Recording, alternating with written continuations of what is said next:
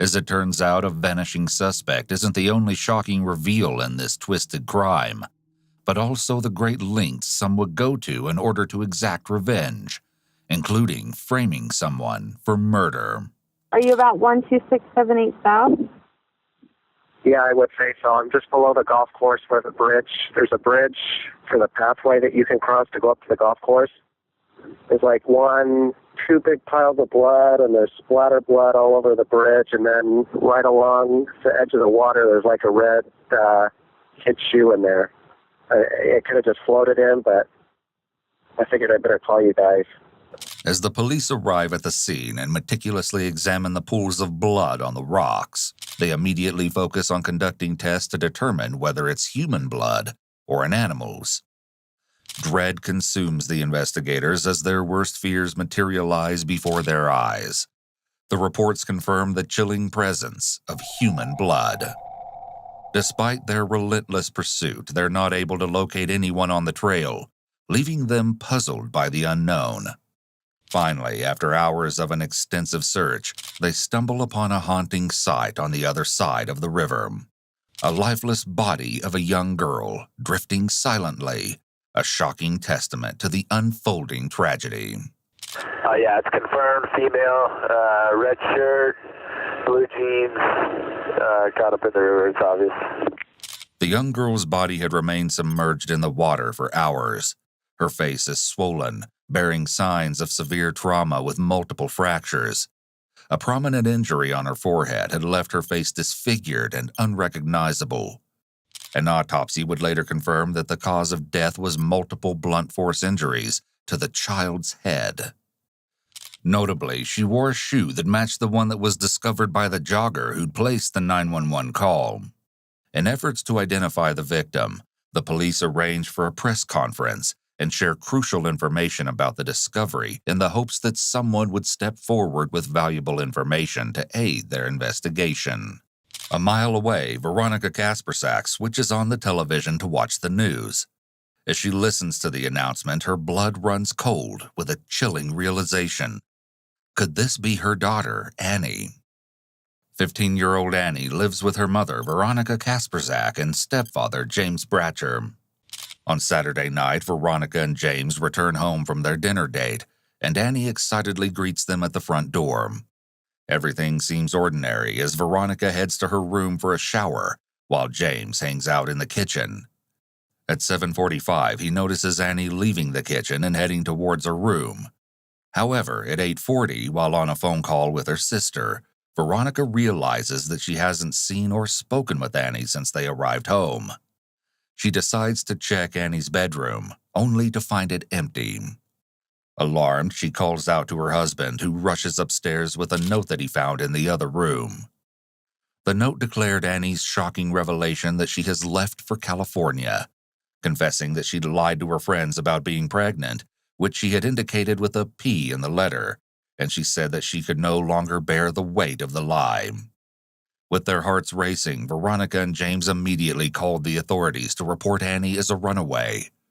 Soon after, Veronica reaches out to Christopher Bagshaw, Annie's boyfriend, desperately seeking any information.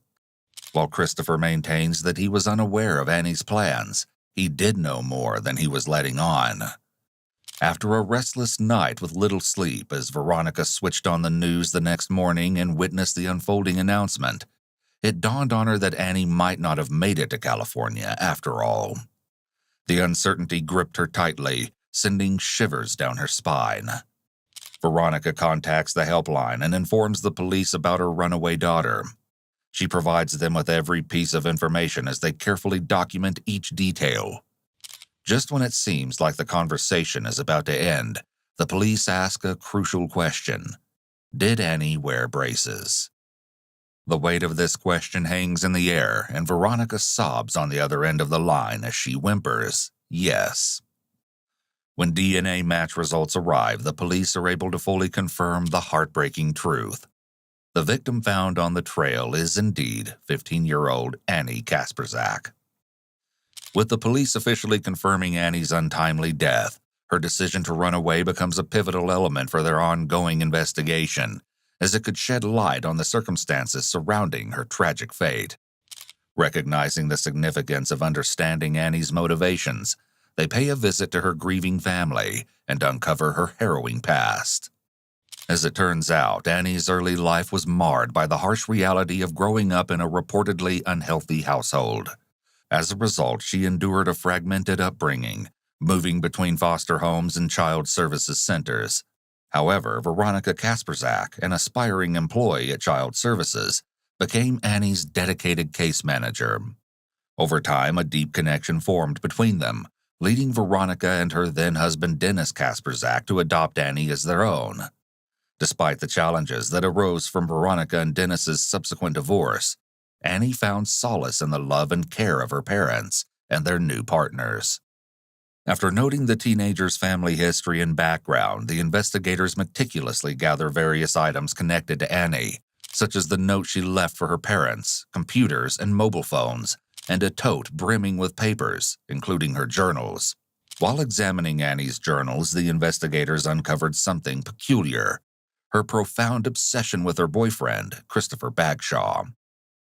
Curious to know more about Chris and Annie's relationship, investigators decide to chat with Annie's classmates. Upon being questioned about her boyfriend, they consistently mention Christopher Bagshaw's name and disclose a circulating rumor about Annie being pregnant with his child, the same pregnancy that Annie mentioned in her note.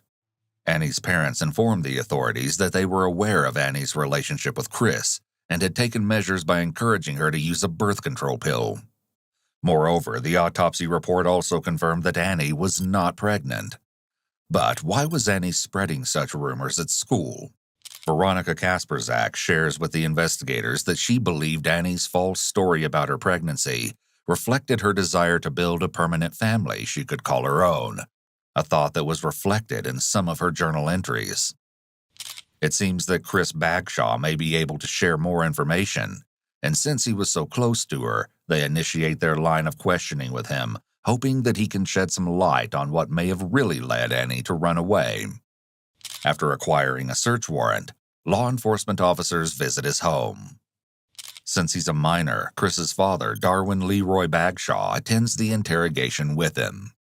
In the state of Utah, if a child is subject to a custodial interrogation for an offense, the child may not be interrogated unless they've been advised of their constitutional rights and their right to have a parent, guardian, or friendly adult present during the interrogation. The child has waived their constitutional rights. The child's parent, guardian, or friendly adult was present during the child's waiver and has given permission for the child to be interrogated. Exceptions under the Safe Harbor Clause include a minor that has misrepresented themselves as being an adult aged 18 or older, an emancipated minor, or if the police have made reasonable efforts to contact an adult or guardian and are unable to reach them within an hour of the first attempt. If the child is in the custody of the Division of Child and Family Services and a guardian ad litem has been appointed for the child's guardian ad litem has given consent to an interview of the child. In this never-before-seen interrogation, Chris openly discusses his relationship with Annie and readily shares his whereabouts on the night she ran away. The following footage has been analyzed by a qualified team, including a licensed professional counselor and a licensed attorney.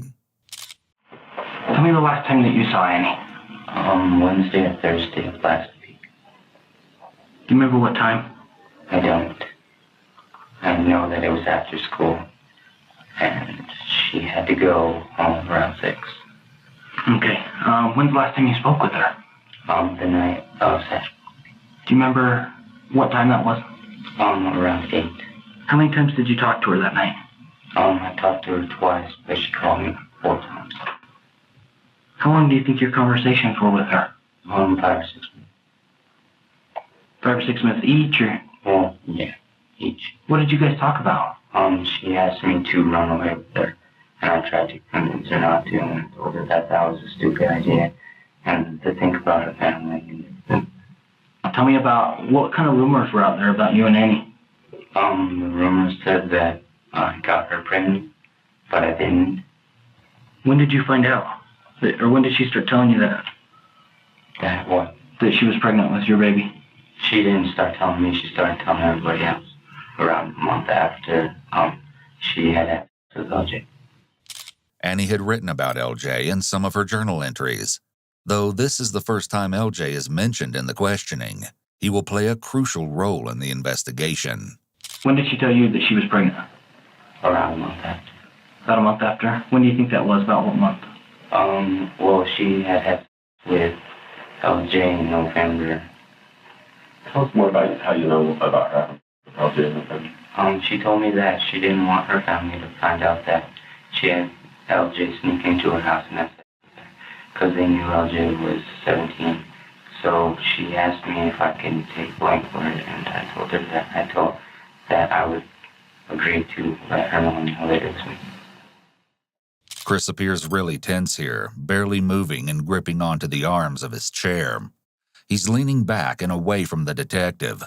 While it could be that he's just distraught about the death of his girlfriend, he appears disengaged and has a quite flat affect.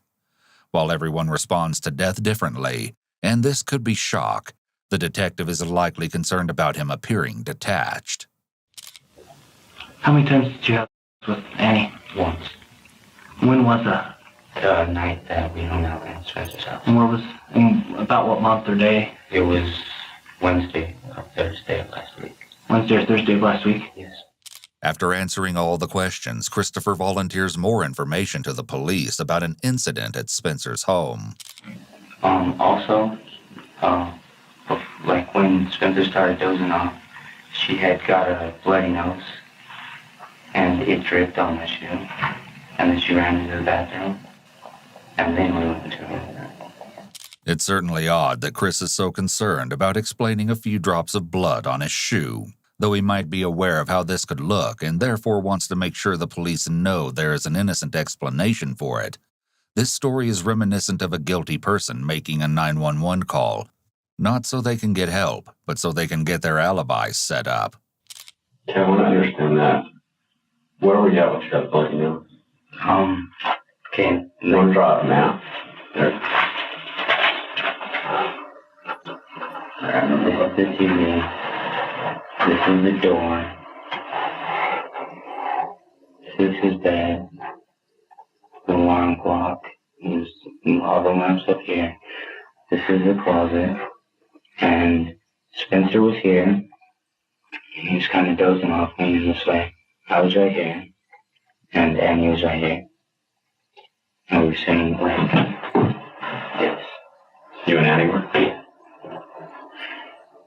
Okay, so on the side of his bed. Okay.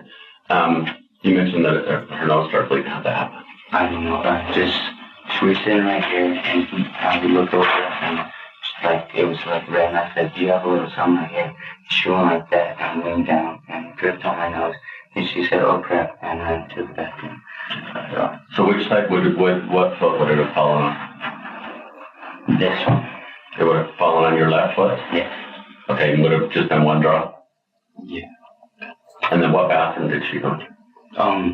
When you go out the door, there's like a wall, and then there's a bathroom right across from it, and there's a bedroom right here, and then there's the stairs. And she got her bloody nose taken care of? Yeah. Did you notice that she bleed it going across the floor or anything?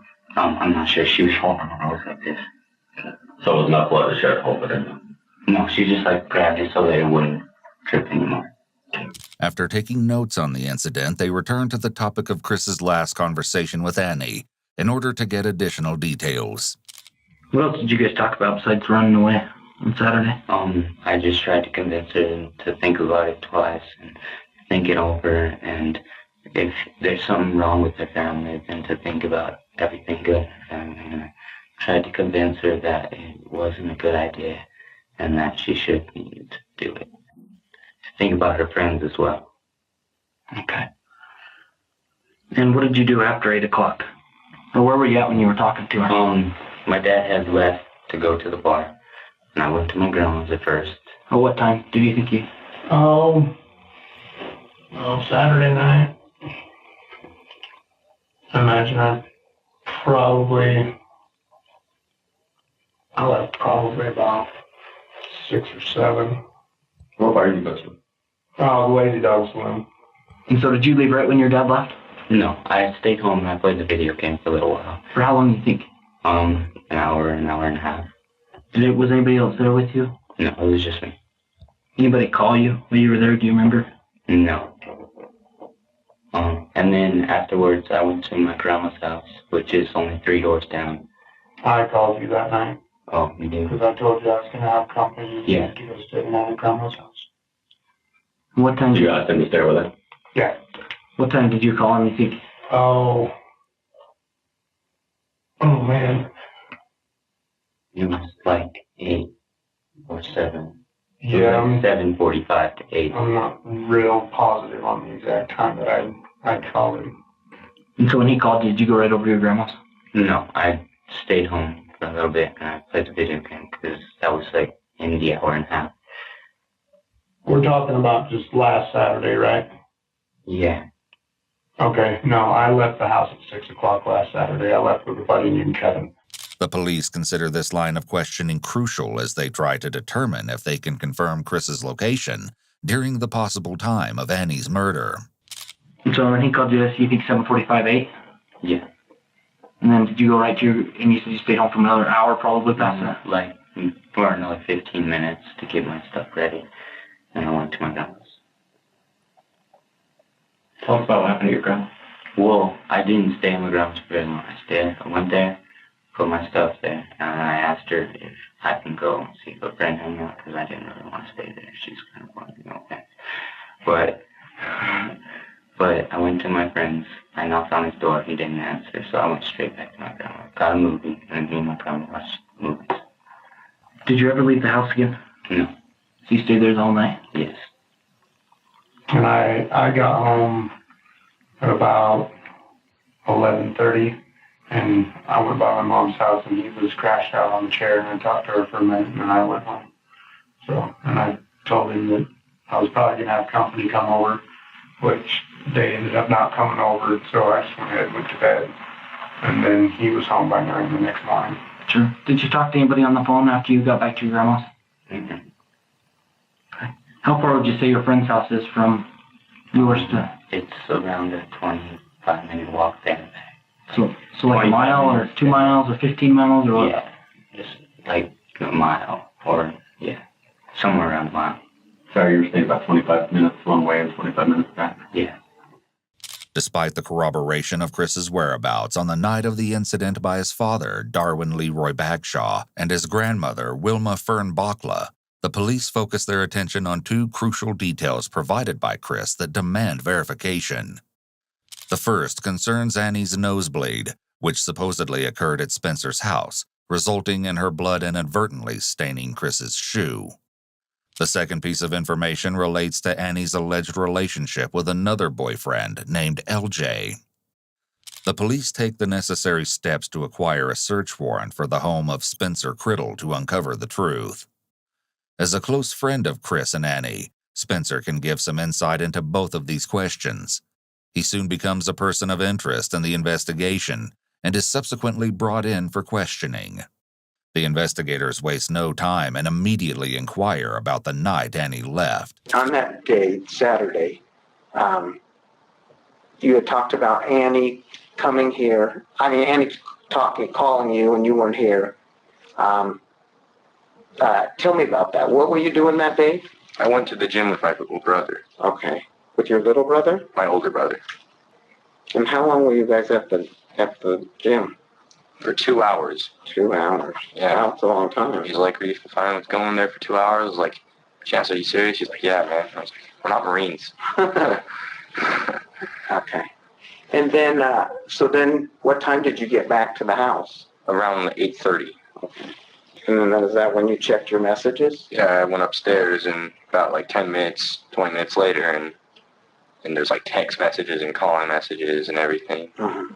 No text messages from Annie, just like 2 missed calls, I think, from Annie, and 1 voice message. Okay. And then, do you have your cell phone? Is that the way I got the messages? Yeah. Do you have it with you here? Yeah. Do you mind if we take a look at it? The thing is, though, unknown number tried calling me. There's the call logs. Unknown number. I just tried finding some way to get that voice message back or anything. An attorney will almost always advise you not to willingly hand over your phone or other devices unless the police have a warrant. After the gym on Saturday night, then what did you do? Came home, my dad was like, "You guys hungry?" And I was like, "Yeah, sure." He's like, "Want me to make you a pot pie?" I was like, "All right, I guess." After I had pot pie, well, that's actually before when my dad was making, I checked my messages. After Chance literally drained out my energy at the thing, I like fell asleep for a second on his bed. My dad's like, "Get up for the dinner." And after that, went up and got on the PS3 and just started watching Netflix and playing games. I kept the phone right there, just waiting for Annie's to be called. I'm just like, "Come on." But the next day, nothing. All right. Cooperation with the police yields significant revelations. He substantiates Chris's statement by confirming that Annie did bleed from her nose when they were at his place, and shares some intriguing information about LJ. There was some confusion about whether you actually physically talked on the phone or had a chat with LJ. Did you ever? Have a chat with LJ? Yeah. He just messaged me on his email. Okay. That's all. Okay. And so it was over email. Yeah. Okay. Somehow he hacked into Annie's. Okay. So it was Annie's email. And then, but it was from LJ. Yes. So how did you know it was LJ? Because Annie the next day, well, he told me. Okay. But Annie He said, "This is LJ," or something? Yeah. And I was like, "LJ, why are you on, Annie?" He's like, "Oh, I hacked into it." I was like, "Oh, well, that's perfect." But you never had a physical, like a conversation with him, though, then? No. Okay. That was how long ago? It was back in, I think either late November or early December. It was one of those. I can't remember. Is it out of the ordinary for you to get unknown calls? So you get them all the time? Oh, well, sorry. I thought you said, do you usually get unknown calls? No, I don't. So that's uncommon then. Yeah, that's uncommon. Unless it's one of my friends that are playing a prank on me, but they haven't done that in a long time, so I don't know who that could have been. Because I can't call back. It'll be like no number. I'm like, whatever. Do you know, does your dad ever, check does he have an account on T-Mobile online for phone bills and check like that, phone records? Yeah, he actually tried searching up my phone record, and he couldn't, I think he found it, the call. I asked him, "Is there any way we can get the voice message, please?" And he's like, "No, it's not." Well, the text email where he talked to LJ, whatever happened to that? Well, since that was months ago, my phone just built up in the memory, and it goes berserk. I can't start taking pictures or anything. It says memory, so I had to clear it out. I always do that. Get too much calls and messages, it just clears out. Yeah. Apart from confirming LJ's involvement with Annie, Spencer informs the police that all of their circle of friends had tried to warn her to stay away from LJ, given his threats, as they believed he was a member of some gang. Chris's statement highlighted a similar pattern. All right, Chris. One of the things that was coming up and everything is that in talking with LJ, when you talked with LJ, did you actually physically talk to him on the phone, or was it through a message, or how did you talk to him? I talked to him once. Okay. Actually on the phone. Okay. And what did he say in that conversation? That we were straight, like we were cool, and he wasn't coming anymore for me. But he did say that he was coming for somebody else, and then he hung up. Okay. And when you talked to him on the phone, did he speak with an accent, or do you notice anything distinctive about his voice? No. Okay. Just normal. Okay, just a normal voice. And was there a phone number for that? No, it was withdrawn or restricted. It said restricted on it? The pivotal information shared by both boys thrust the police investigation forward, firmly casting LJ as the prime suspect in Annie's gruesome murder. Unfortunately, neither Spencer, Chris, nor any of Annie's other friends had ever seen LJ, which limits their ability to provide a physical description.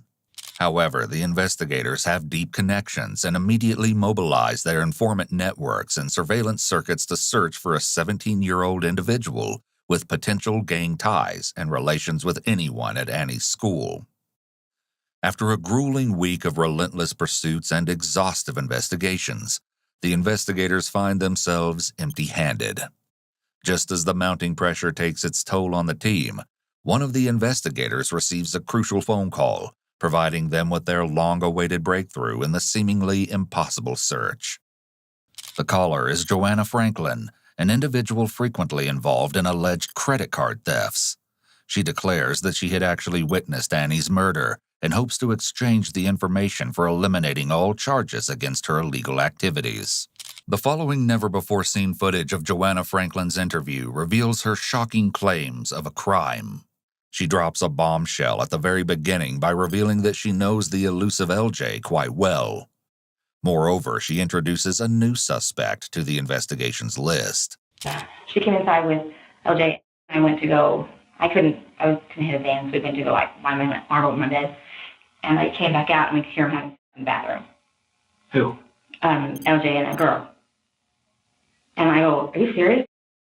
And he goes, what? And I go, that's statutory rape. And he goes, you're not doing it? And I'm like, I'm not okay with that.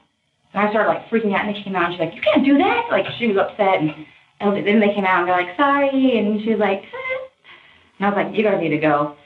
And that's when I said, hey, how about my turn? She goes, what? And she started laughing, and I grabbed her face and just threw her the wall. I would say 99% of the people that we've talked to said never do that over. And I'm sure you. It wasn't over. She laughed at him in front of everybody. It wasn't over. Anyone wants to. She laughed in front of everybody, and she started laughing, and I started laughing. That's what it was. Every time I read in papers, she said no, it's because she laughed at him. I probably laughed too. You ask anybody. I always did. You ask anybody if you do over that, and they'll tell you, oh, yeah. A whole bunch of them. And I go, yeah, right there. He's like, I need it. I go, for what? And he's like, I just need it. And he grabs it, goes up the door, I walk outside, and he just goes, wham, outside the side of her face. And she falls into the wall. And I was like, so I went running on the side. And he's like, stay out of it. And so we just just stay out of it. And I'm like, you can't be okay with that. And she's like, let's just go in the bedroom. She was shaking, I was shaking. And that was the night was she hurt? Yeah. Was she bleeding? Mm-hmm. From where? From her ears and her nose and her mouth. And then he kicked her when she was on the ground. And he had him tie her up and put her in the back of the car. And they wouldn't come in. What is that girl's name? How'd you know her? How did I know her? How do you know that it's our victim? How do you know that it's this girl? I saw the picture of her. Where at? On the news. It was a couple of days. I was told that, two different stories. Oh, we took her home. We dropped her off, she's fine. And then, once they started getting high, then the story changed. And that's when we're like, what the fuck? Joanna is incredibly animated. You can see her eyebrows moving a lot as she talks, which indicates that she's seeking approval from the officers, while also making very intense eye contact. As she talks, her speech sounds pressured, meaning she's talking without many pauses.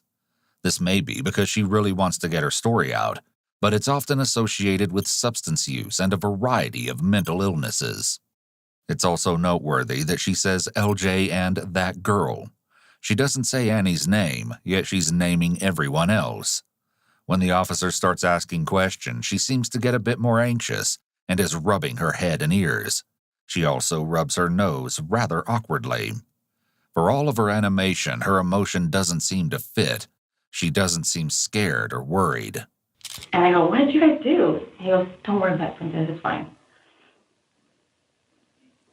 And so that's when I kind of started trying to pay attention. She was they walked that way. And that's when he said, how about my turn? And she laughed, and I was like, no. And he grabbed her and just flung her around into the wall. You know that where I was sitting today? There was that thing behind me. That wasn't there before. And she went right into that wall. And blood was everywhere. All over the place. I remember thinking really hard. Because pictures of the boys got broken. I had to get new frames for them. And we kind of scooted back, and the table kind of scuffed across the floor. And I was the scuff on there. And I remember being I know something happened. It definitely happened. Because I was all worried about it because I'm a mess. And we all kind of sat there for a minute while I finished being pissed. And he kind of stood up and he goes, dude. He goes, what are you doing? He goes, I don't know. He goes, laugh at me, stupid bitch. And he kicked her, and I'm like, what are you doing? And he goes, you go start. And then she came in, and he goes, what the fuck happened?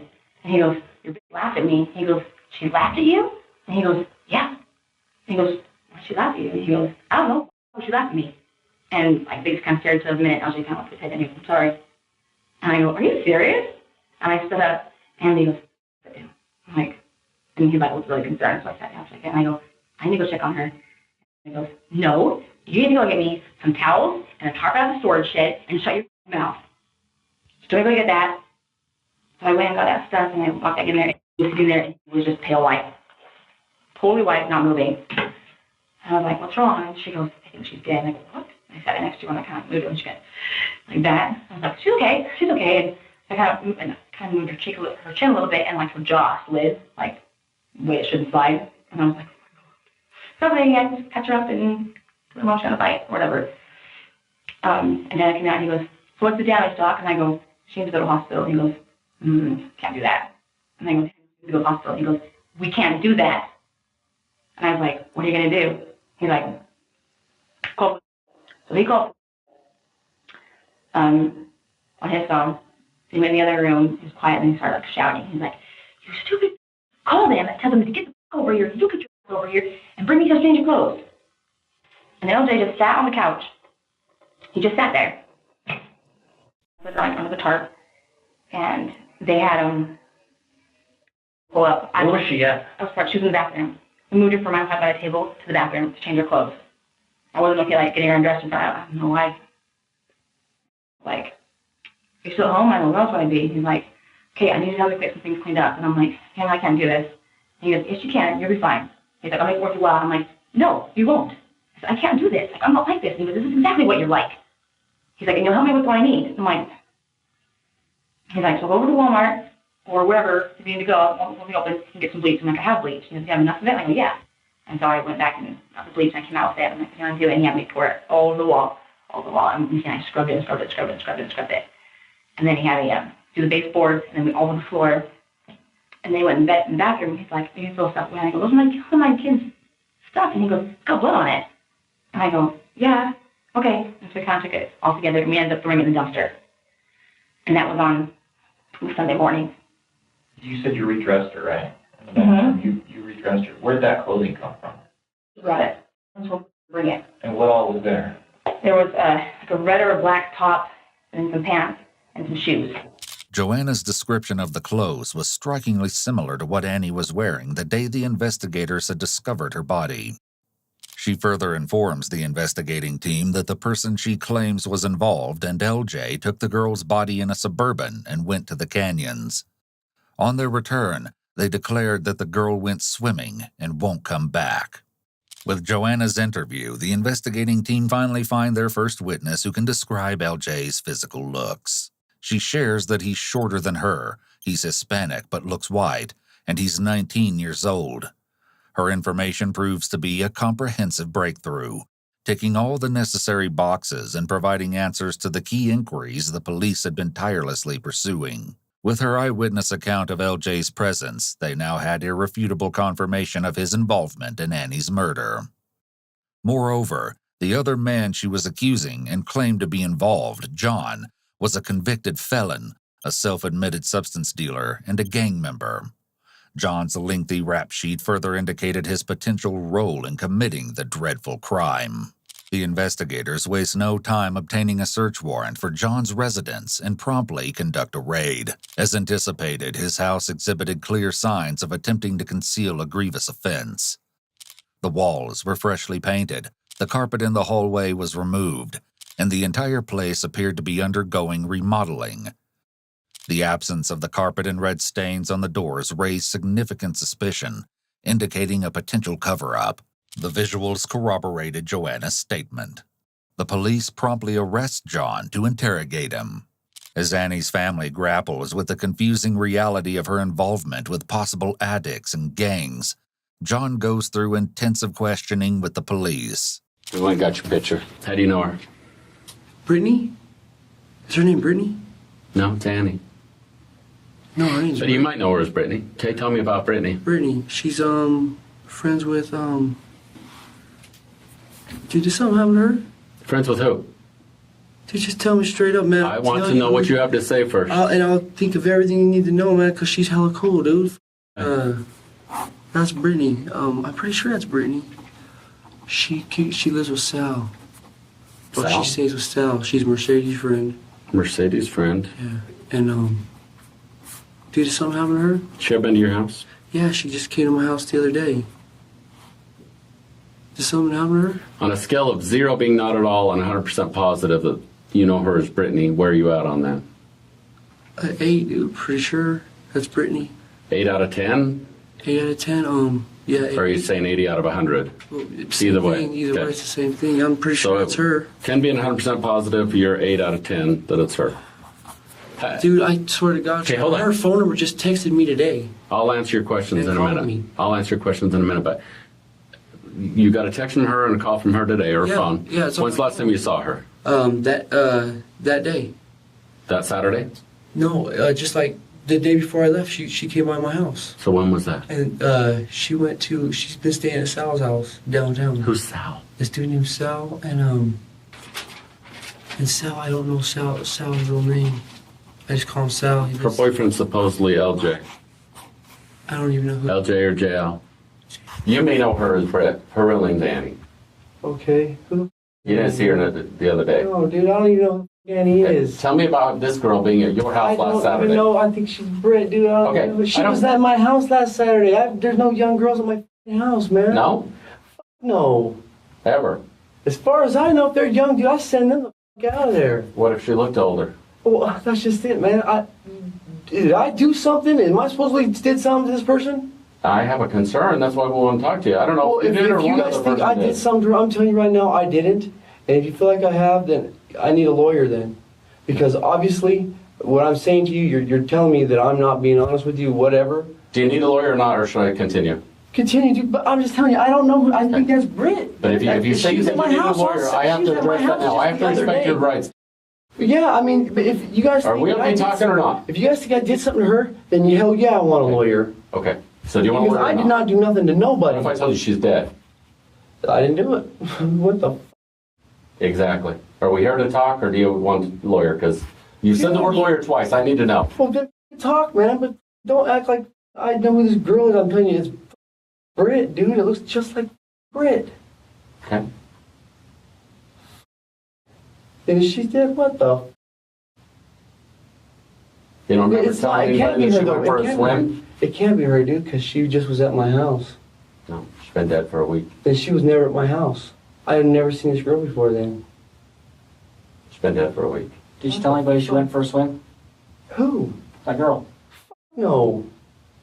And if somebody said I said that, they're liars, man. For real. Let me ask you this. Did your wife get pissed here, it was probably just over a week ago, about some guy and girl having sex in your bed? Said it's, No, that you no. guys don't have a damn house? No, hold on. Nobody had my bed, though. Okay, but do you know about your wife getting pissed at you over one of your friends and some girl having sex in your bed? She didn't get mad at me over that. She didn't? No. Really? Ain't nobody had in my bed but me and my wife. Despite John's adamant denial of having any involvement in Annie's murder, or even any association with her, his prior criminal record provided enough justification for the police to keep him in custody as they gathered further evidence to support his potential involvement in the case. Yet when the DNA match reports and phone records arrive, the case takes an appalling turn that no one imagined.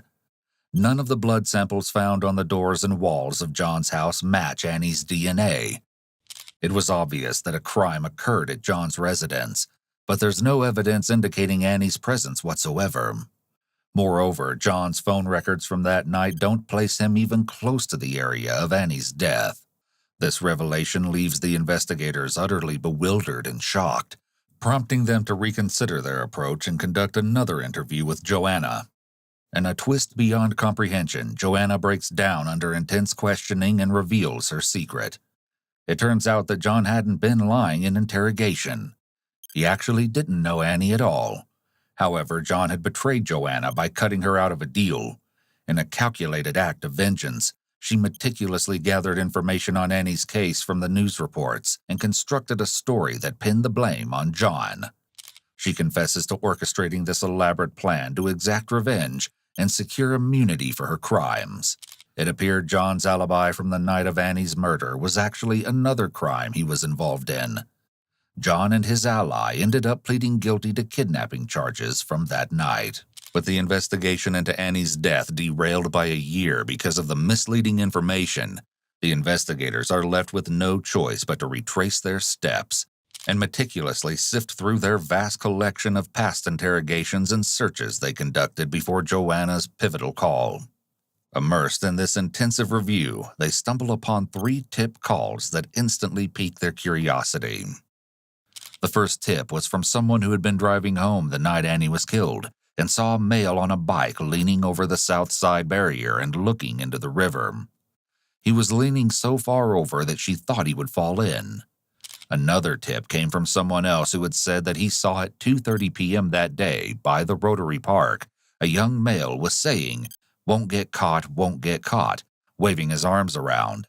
He was short, with dark hair almost to his ears, a full head of hair, and was wearing a gray shirt and blue shorts. And then there had been a third tip from Christopher Bagshaw, Annie's boyfriend, because he had been receiving threats from LJ. All 3 tip calls pointed towards a teenager being involved in Annie's murder. Although this once again reaffirmed that LJ appeared to be a strong suspect, the police still didn't have a physical description and had yet to find him. Determined to uncover crucial details, investigators focus on Annie's phone records to get evidence of her phone conversations and retrieve LJ's profile. The investigators' hunch proves correct when a disturbing pattern emerges, as they discover that Annie received multiple calls from a blocked number on the night of her murder. The individual behind this blocked number spoke with Annie until the fatal hour leading up to her death. It was believed that this mysterious caller could possibly be LJ. Drawing upon Chris and Spencer's testimonies regarding LJ's threats towards them, the investigators promptly contact the telephone department to establish a connection between LJ and the blocked number found in Annie's phone records. They request the extraction of call data from Chris and Spencer's phones to note if they ever received or answered calls from the same suspicious number. If the numbers match, it could provide crucial evidence to solidify their suspicions in the case. But when the data arrives, the brutal and disturbing details rattle the entire investigating team. It becomes evident that every person involved has been withholding crucial information and telling lies. The police now had to, once again, reach out to each individual they had interviewed 2 years ago. The detectives began their renewed round of interviews by arranging a meeting with Spencer Criddle and providing him with a search warrant report for his house. The report revealed the absence of any blood evidence within his house, despite his statement that he witnessed Annie's nosebleed while at home. Under intensified questioning, Spencer eventually admits that he never personally witnessed the incident, but believes it happened because Chris talked to him about it. The detectives then meet with Wilma Fern Bockley, Chris's grandmother, who becomes a key figure in the investigation. According to Chris and his family's account, he had supposedly spent the entire night of Annie's murder at his grandmother's home, starting from 7:45 p.m. However, the call records present a peculiar inconsistency that showed Wilma had called Chris multiple times, even well past midnight. However, she's uncooperative during the interrogation process and insists that Chris had returned to her house approximately 1 to 1.5 hours after leaving to meet his friend. She continues to parrot similar series of events that happened that night as Chris had told them. She recalls making only one phone call to him that night and has no recollection of any additional calls or the approximate timings. However, it would soon be uncovered that she was clearly withholding crucial information. Additionally, Darwin Leroy Bagshaw, Chris's father, had stated that he had seen his son dozing off on the couch at his mother's home around 11:30 p.m. However, the reliability of this claim is called into question by call records, which indicate that Chris had called his grandmother Wilma Bockley at 12:47 a.m. that night. Why would she call Chris if he was sleeping in her living room? It seemed Chris and his family were hiding something out of fear. Given that he'd been threatened in the past, police considered that perhaps LJ had threatened him again. As the investigators wait on the details about the owner of the blocked number, they also asked the telephone departments to trace the precise locations of all the individuals involved. The resulting data from this search unveils a stunning revelation that turns the entire investigation on its head. As it turned out, Chris is the owner of the blocked number and had a different phone to use it, But if this was the case, and Chris had made those calls, where is LJ? Had they planned this elaborate lie together? Chris was the only one who could answer their questions. Investigators find out that he moved to Colorado for his sophomore year and swiftly leave for the state to interrogate him. Overwhelmed and apprehensive, Chris succumbs to the intense questioning and reveals shocking details that seem far too sinister for someone his age. Chris informs them that there is no LJ. As he narrates his tale of lies and deception, he confesses to the detectives that he discovered that Annie had created a fictional person named LJ to make him jealous. He had used the same name in Annie's story to divert their investigation. Spencer had been protecting him as a friend, unaware that Chris had committed the heinous crime that took Annie away forever. He had messaged Spencer saying, "The cops might come back to your house. I need you to tell them Annie got a bloody nose." Another said, "They took my shoes for my testing, and I need you to tell them that so I don't get blamed. I just want you to know I'm not telling you to lie to the cops. I just know you were kind of dozing off that night." Chris's admission of guilt put several missing pieces together. During their search, the police found that Chris's bike was similar to what the tip call witness had seen. Further investigation revealed that the other witness who had seen a teenager chanting over the bridge was the same day that Chris had actually skipped school. Police also found a note in the trash can of his home in which Chris had listed out a detailed timeline of Annie's disappearance and what she was wearing that night. There could only be one reason Chris would know of such details. He had been the one to kill her. Comments Chris posted on Facebook after Annie's death were viewed from a completely different perspective after the disturbing revelation. It turns out that the purpose of the posts wasn't to honor a beloved friend, but rather an effort to deflect any potential suspicion away from himself. The comments read as follows: "Everyone wear red tomorrow. It was her favorite color, and let's show how much we really care." And, "The world is filled with hate and no one understands the pain of losing someone they care about until it's too late and they're already gone. It's sad what had happened to Annie, and I don't know why anyone would do this to someone like her. She was awesome and we all loved her very much.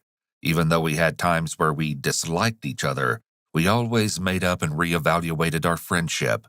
She was the best." But what gave him away was Veronica, Annie's mother's phone call.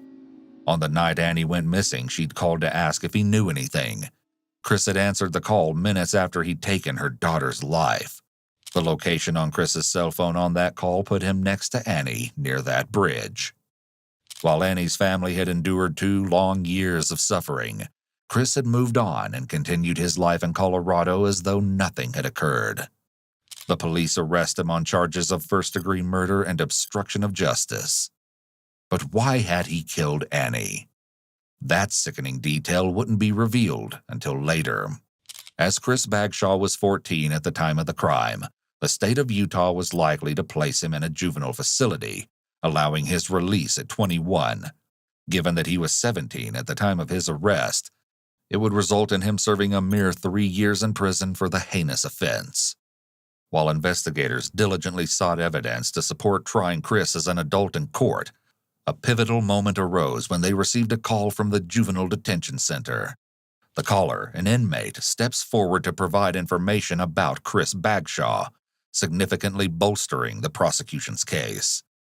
This particular inmate had developed a friendship with Chris, who, in his overconfidence, revealed the chilling details of Annie's murder.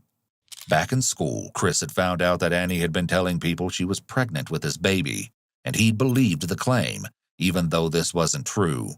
She asked him to run away with her, so he suggested they meet by the bridge.